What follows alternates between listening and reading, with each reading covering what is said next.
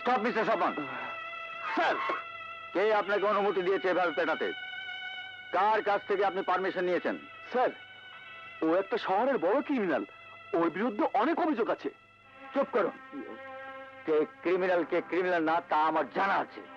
আপনার বিরুদ্ধে অনেক কমপ্লেইন এসেছে, কিন্তু আমি বিশ্বাস করিনি। You are under suspend. Sir, out. Sir. I say you get out. Yes sir. Sentry. Yes sir. ওর বাঁধন খুলে দাও।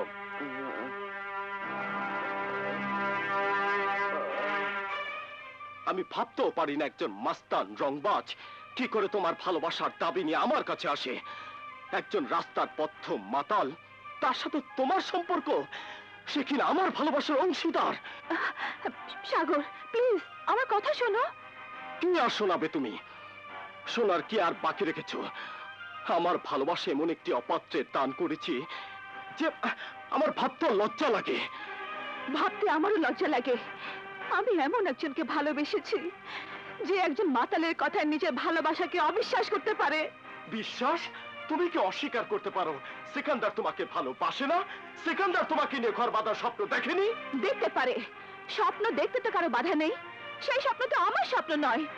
সাগর, তুমি আমাকে ভুল বুঝতে পারো।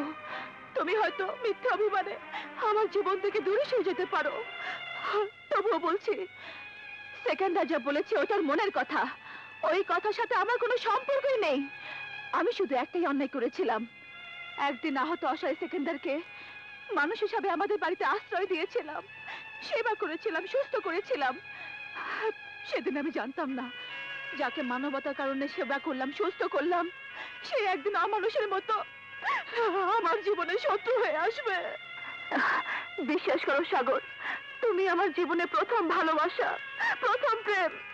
কাজল, তুমিও আমার জীবনের প্রথম প্রেম, প্রথম ভালোবাসা।